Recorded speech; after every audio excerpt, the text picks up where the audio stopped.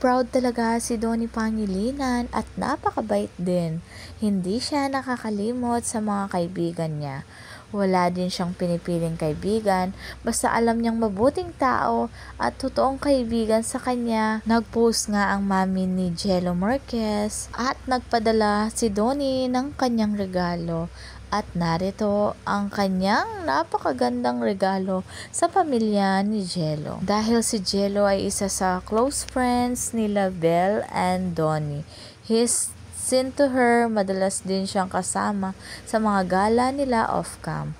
I remember the firing range at pati sa mga concert at birthday ni Belle ay laging present si Jello para suportahan ito. Pati nga ang mga cousin ni Donnie ay talagang close at kilalang kilala na rin ni Jello. Selosong seloso talaga si Donnie Pangilinan dahil kita sa isang picture na katabi ni Belle si Jameson. At sa pangalawang photo naman ay mukhang nakipalit si Donnie para si Donnie at si Belle lang ang magkatabi.